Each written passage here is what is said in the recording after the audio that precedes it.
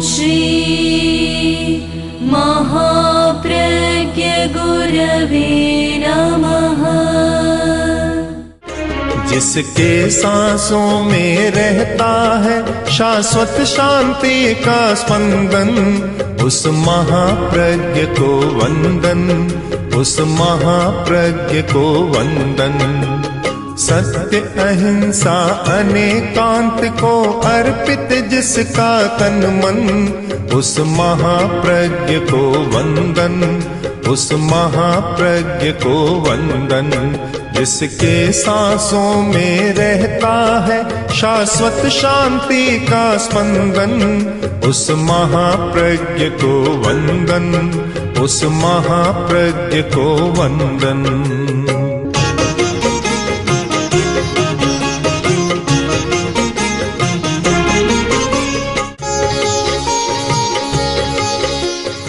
नमो अरहंताणम, नमो अरहंताणम।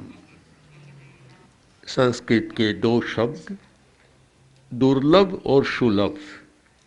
जो वस्तु कठिनाई के साथ मिले वह दुर्लभ की सूची में चली गई, और जो वस्तु सहज मिल जाए, ज़्यादा श्रम न करना पड़े, ज़्यादा साधना भी न करनी पड़ी,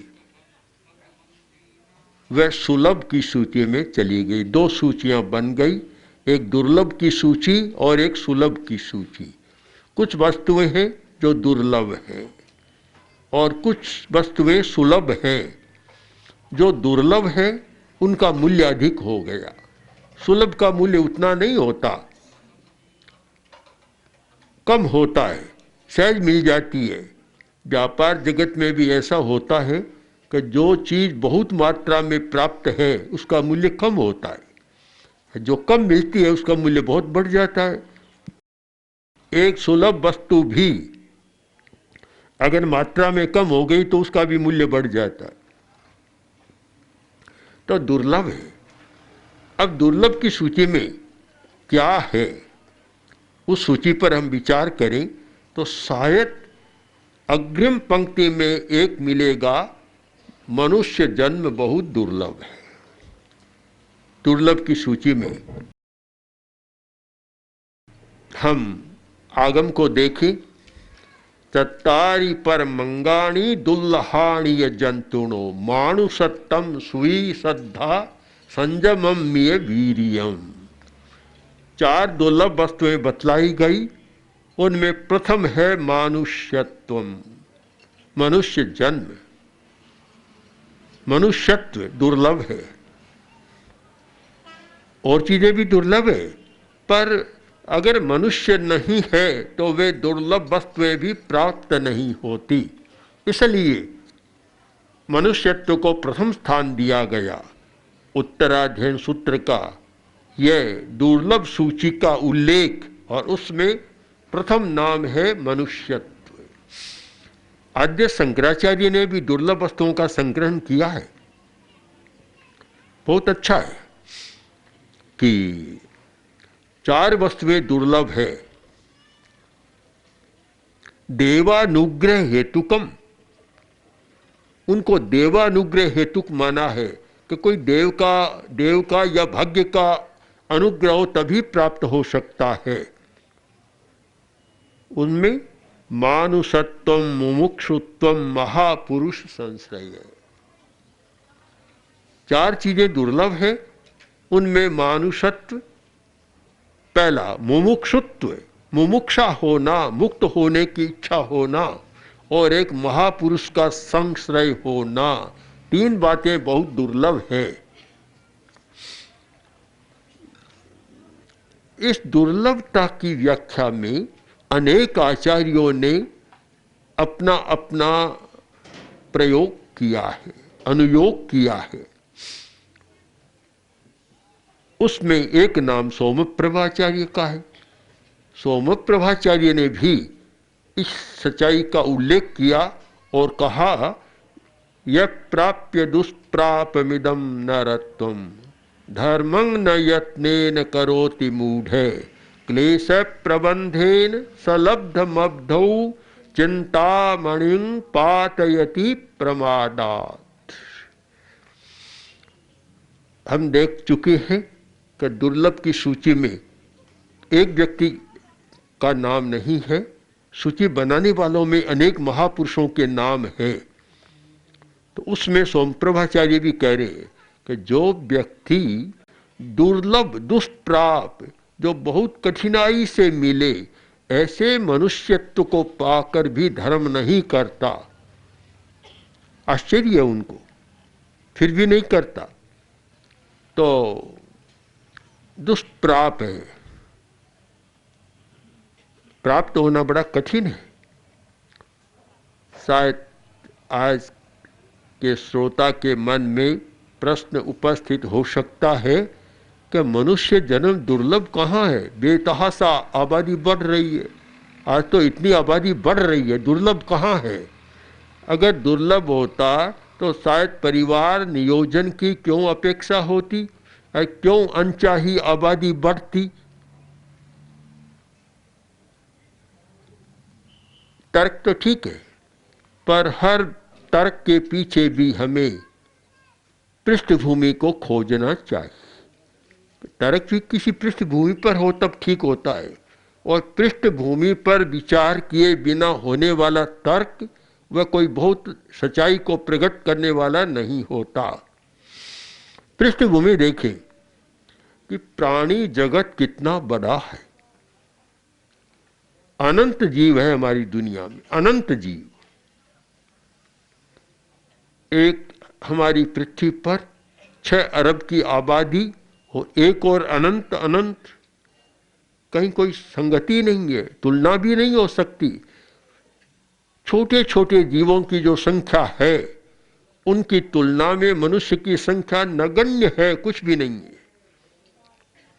और वे जीव मरते हैं, पैदा होते हैं, कोई खास बात नहीं होती। हमारी गणना में नहीं है ऐसे ऐसे छोटे छोटे या मूक पशु असंख्य और अनंत है जिनकी संख्या नहीं है, और उनमें ही पैदा होते रहते हैं, इसलिए वे कोई दुर्लभ नहीं है। मनुष्य जन्म दुर्लभ है। दूसरी दृष्टि से हम देखें कि दुर्लभता पर विचार करें तो केवल आबादी को सामने न रखें कि मनुष्य जन्म दुष्प्राप्त क्यों है। आदमी जो काम कर सकता है वह कोई दूसरा नहीं कर सकता।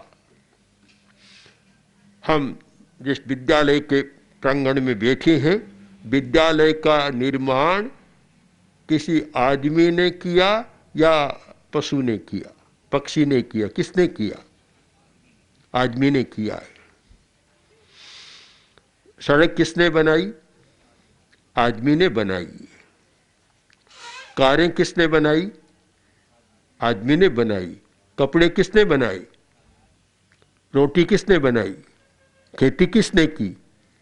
एक प्रकार से देखें तो हमारी सारी दृश्य सृष्टि का निर्माता आदमी है। कहा जाता है कि ईश्वर सृष्टि का निर्माता है, वह तो दार्शनिक बात है और बड़ा विवादास्पद बात भी है, चर्चा का विषय है, किंतु आदमी की सृष्टि तो हमारे सामने है। जितना भी दृश्य संसार है, दृश्य सृष्टि है, उसका निर्माता कौन है? आदमी है। तो यह कहने में हमें कोई संकोच नहीं होता कि दृश्य सृष्टि का निर्माता, सृष्टिकर्ता कौन? आदमी है। तो दुष्प्राप है। इसीलिए मनुष्य जीवन को दुर्लभ बताया कि मनुष्य में जो शक्ति है और मनुष्य जो कर सकता है शायद दूसरा कोई नहीं कर सकता। भैंसे में बहुत बल होता है, जो सांड होते हैं उनमें भी बहुत ताकत होती है, शेर, चीता, बाघ, जंगली जानवरों में बहुत ताकत होती है, पर ताकत या तो भार ढोने में या किसी को मारने में। कभी किसी पशु ने जंगल में झोंपड़ी भी नहीं बनाई। आदिवासी झोंपड़ी तो बना लेते हैं ना अपने लिए, पर पशु ने कभी झोंपड़ी भी नहीं बनाई। इस पहलू से हम विचार करें तो मनुष्य का जन्म और मनुष्य का जीवन दुर्लभ है, क्योंकि निर्माण की शक्ति और साथ साथ ध्वंस की शक्ति जितनी मनुष्य में है उतनी किसी में नहीं है। इस सारे संदर्भ में हम कहें कि दुष्प्रापमिदं नरत्वम्, मनुष्य का जन्म है दुष्प्राप है, प्राप्त होना मुश्किल है, क्योंकि उसकी प्राप्ति में इतने अच्छे परमाणुओं का योग होना चाहिए, तब आदमी का दिमाग बनता है। कितनी शक्ति मिलती है तब आदमी का दिमाग बनता है। ऐसा दिमाग कंप्यूटर का युग है और सुपर कंप्यूटर तक आदमी पहुंच रहा है, पर आदमी का दिमाग तो सुपर कंप्यूटर को ही बनाने वाला है, उससे ज्यादा सुपर है वे। तो सारी शक्ति, कल्पना, चिंतन, वीर्य सब आदमी में समाया हुआ है। इसलिए मनुष्य का जन्म दुर्लभ है, यह कहना बहुत संगत बात है और बहुत भारी सच्चाइयों को प्रकट करने वाला है। एक आदमी अपने आप को बहुत बड़ा मानता है, बड़ा बन गया और अपने आप को बड़ा मानता है और दूसरों को कष्ट देता है, वह सामाजिक प्राणी नहीं है, उसने समाज की संधि को तोड़ा है। अपराधी आदमी, चोरी करने वाला, डाका डालने वाला या बम विस्फोट करने वाला असामाजिक तत्व कहलाता है, सामाजिक नहीं कहलाता, असामाजिक तत्व है। अगर सामाजिक हो तो वह समाज के किसी भी सदस्य को कष्ट नहीं पहुंचा सकता, क्योंकि समाज की पहली शर्त है कि तुम मुझे मत सताओ, मैं तुम्हें नहीं सताऊंगा। इस शर्त पर सारा होता है। अगर जब दूसरों को सता रहा है तो फिर सामाजिक नहीं हो सकता। हम देखें तो सृष्टि के निर्माण में, यानी मनुष्यकृत सृष्टि के निर्माण में, हम ईश्वरीय कृत सृष्टि की चर्चा को अभी छोड़ दें। मनुष्य ने जिस सृष्टि का निर्माण किया है उसमें, उसके मूल में अहिंसा का तत्व काम कर रहा है और वह अहिंसा का तत्व काम कर रहा है। इसीलिए आचार्य ने ठीक कहा कि दुर्लभ मनुष्य जन्म को पाकर जो धर्म की साधना नहीं करता उसका जन्म व्यर्थ चला जाता है। वह स्वयं भी सुखी नहीं बनता और दूसरों को भी सुखी नहीं बनने देता। जिस व्यक्ति के मन में हिंसा की भावना होती है वह स्वयं सुखी नहीं बन सकता, जिसे आज की मनोविज्ञान की भाषा में कहते हैं, जिसमें नकारात्मक भाव होता है, नकारात्मक चिंतन होता है, वह सुखी जीवन नहीं जी सकता। यह नकारात्मक भाव, नकारात्मक चिंतन क्या है? हिंसा है। जब ये हिंसा नहीं छूटती और जब तक अहिंसा नहीं आती, अहिंसा में नकार बदल जाता है, सकार हो जाता है। सकारात्मक चिंतन और सकारात्मक विचार, तब वह सुखी स्वयं सुखी रहता है और दूसरों को भी दुखी नहीं बनने देता, दूसरों की भी चिंता करता है। तो हम समझने का प्रयत्न करें कि किस व्यक्ति का जन्म निरर्थक होता है, अर्थहीन होता है, कि जो व्यक्ति धर्म की साधना नहीं करता। धर्म की साधना का मतलब अहिंसा की साधना नहीं करता। दूसरी बात, उस व्यक्ति का दुर्लभ मनुष्य जन्म भी निरर्थक चला जाता है जो संयम धर्म की साधना नहीं करता। मैं तो मानता हूं कि अहिंसा की बात भी नंबर 2 पर होनी चाहिए। पहला धर्म है संयम धर्म। जो संयम करना जानता है उसका जन्म अच्छा होता है। संयम, आज की बहुत सारी समस्याएं असंयम के कारण है। संयम का मतलब है अपनी इंद्रियों पर निग्रह करना, अपने मन पर निग्रह करना। सारी समस्या हमारी इंद्रियों की समस्या है, मन की समस्या है, उन पर हमारा नियंत्रण नहीं है। इसीलिए तो हमारी सृष्टि बद्दी बन रही है। मनुष्यकृत सृष्टि इतनी अच्छी होनी चाहिए कि कितना अच्छा वह करता है, पर संयम के अभाव में वह नहीं होता। जब संयम नहीं होता तो बद्दा निर्माण हो जाता है। तो जो व्यक्ति संयम करना नहीं जानता वह व्यक्ति अपने जन्म को व्यर्थ बना देता है। तो हम आज दो बातों पर विचार करें कि दुर्लभ मनुष्य की प्राप्ति। अब प्रश्न हमारे सामने रहता, उसको अच्छा बनाना, बुरा बनाना, सार्थक बनाना, व्यर्थ बनाना। तो उस दुष्प्राप्त मनुष्य जन्म को सार्थक कौन बना सकता है? वही व्यक्ति जो अपने जन्म में अहिंसा की साधना करता है और संयम की साधना करता है। वह तो मनुष्य जन्म को सुंदर, भव्य, आकर्षक और सार्थक बना देता है। जो व्यक्ति मनुष्य होकर अहिंसा और संयम की साधना नहीं करता वह सृष्टि को भी भद्दा बनाता है, अपने जन्म को भी भद्दा बनाता है, व्यर्थ बना देता है। एक सुंदर तथ्य हमारे सामने आ रहा है। आचार्य ने इसे समझाने के लिए एक कथा का भी प्रयोग किया है। एक गरीब आदमी था, पास में पैसा नहीं था, बहुत दुखी था। किसी तपस्वी के पास, सन्यासी के पास पहुंच गया और गिड़गिड़ाया, अपने दुख की गाथा गाई। सन्यासी भी प्रसन्न हो गया।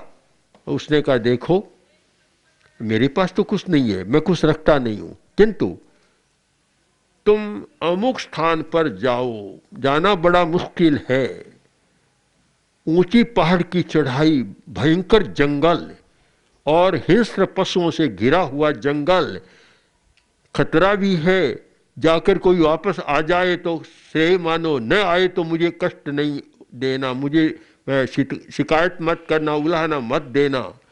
खतरे के स्थान पर मैं तुम्हें भेज रहा हूं, बड़ा खतरे का स्थान है, पर उस रोहण गिरी के शिखर पर अगर तुम चले जाओ तो वहां कुछ बढ़िया बढ़िया पत्थर पड़े, बहुत चमकीले, बहुत बढ़िया है। वे पत्थर एक ले आना और तुम्हारी सारी गरीबी समाप्त हो जाएगी। आखिर आदमी में साहस भी होता है और कठिनाई को झेलने की ताकत भी होती है, और उसके पीछे स्वार्थ की सबसे बड़ी प्रेरणा हमारी क्या है? मैं स्वार्थ को बुरा नहीं मानता, स्वार्थ तो बहुत अच्छा है। स्वार्थ की प्रेरणा न हो तो इतना विकास भी नहीं हो सकता। स्वार्थ कोई बुरा नहीं है, अति हो जाए तब स्वार्थ बुरा बनता है। तो स्वार्थ की प्रेरणा कि मुझे आगे अच्छा कुछ हो जाएगा, स्वार्थ की प्रेरणा थी। सारी कठिनाइयों को झेलकर जैसे तैसे रोहनाद्रि के शिखर पर चला गया, वहां पहुंच गया और वह पत्थर जो बताया था लेकर आया। आकर बोला कि महाराज मैं आ गया हूं, बड़ा कष्टदायक था काम, पर आपकी कृपा से, आपके प्रसाद से मैं कठिनाई को पार कर गया। अब कहिए मैं पत्थर को क्या करूं?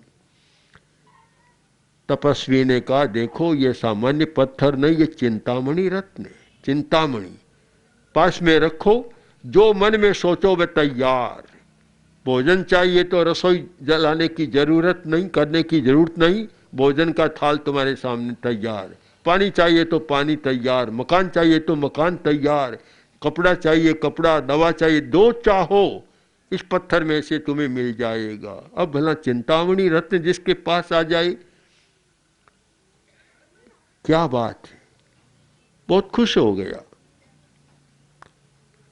लेकर आ गया और कुछ किया भी। देखा कि यह तो बड़ा आश्चर्य है, जो सोचता हूं वह तैयार हो जाता है। एक दिन वह नौका विहार कर रहा था, समुद्र में कोई जा रहा था, समुद्र को पार कर रहा था और पास में वह चिंतामणि रत्न था। उसको देखा, उसके आश्चर्य को देख रहा था, हाथ में लिया। और कोई संयोग बस कोई ऐसा आया कि कोई अवरोध आया,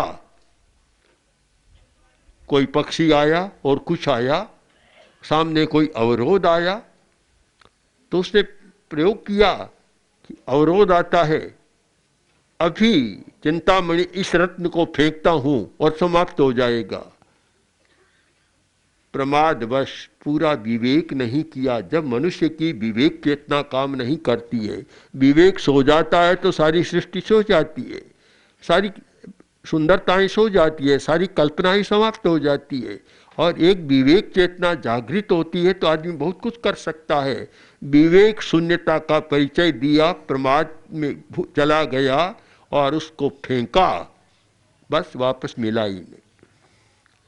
तो कवि ने ठीक लिखा, आचार्य ने, क्लेश प्रबंधेन सलब्धमब्धो, क्लेश के साथ ऐसे नहीं मिला, कितने कष्ट के साथ जो मिला था चिंतामणि रत्न को उसने समुद्र में फेंक दिया, खो दिया। अब इस रूपक के साथ ही हम अब बात को भी संपन्न करें कि निष्कर्ष निकालें। पहला निष्कर्ष यह था कि मनुष्य का जन्म दुर्लभ है, और दुर्लभता के बारे में भी हमने चिंतन किया। दुर्लभ क्यों है कि मनुष्य में जितनी क्षमता है और हमारी दृश्य सृष्टि के निर्माण में सारी शक्ति मनुष्य की लगती है और कोई काम नहीं आता, न कोई देवता काम आता, न कोई बड़ा अवतार, कोई काम नहीं आता। हमारी सारी दृश्य सृष्टि का निर्माता, चाहे भाग्य विधाता कुछ भी कहो, आदमी है, मनुष्य है, मनुष्य का जन्म है। क्यों कि उसमें ज्ञान है, चिंतन की शक्ति है, कल्पना की शक्ति है, स्मृति की शक्ति है, उसमें पहचान है, प्रतिभिज्ञा, तर्क भाषा का प्रतिभिज्ञा है, उसमें तर्क है, उसमें अनुमान करने की क्षमता है, उसमें रहस्यों को जानने की क्षमता है, वह नियमों को जानता है, सत्य की शोध करता है। इतनी सारी ज्ञानात्मक क्षमता और उसमें भावात्मक क्षमता, वह प्रेम करना जानता है, स्नेह करना जानता है और राग द्वेष करना भी जानता है। भावात्मक क्षमता भी उसकी असीम, ज्ञान की शक्ति भी असीम, और उसमें सृजनात्मक शक्ति है, क्रियात्मक शक्ति है। वह निर्माण में भी, अभी तो मनुष्य के सामने कोई दुनिया में नहीं टिकता, देवता भी नहीं टिकता। देवता भी क्या करता है, थोड़ा मोटा करते हैं कि देवता, अरे आदमी जितना बड़ा देवता है ही कहाँ। कुछ तो तीनों शक्तियां, ज्ञानात्मक, चरित्रात्मक, आचरणात्मक और क्रियात्मक, तीनों शक्तियों का एक अधिकारी है व्यक्ति, प्राणी, वह है मनुष्य। तो पहले तो हमने समझने का प्रयत्न किया कि मनुष्य जन्म दुर्लभ क्यों है। जिस व्यक्ति के पास इतना बढ़िया मस्तिष्क है, किसी दुनिया के प्राणी के पास नहीं है, तो ये मनुष्य जीवन दुर्लभ है। अब इसके बाद दूसरा हमारा जो निष्कर्ष होना चाहिए कि इतना दुर्लभ तत्व पाकर उसका उपयोग कैसे करें, यह बड़ा प्रश्न है। ओम श्री महाप्रज्ञ गुरवे नमः। ओम श्री महाप्रज्ञ गुरवे नमः। ओम श्री महाप्रज्ञ गुरवे नमः।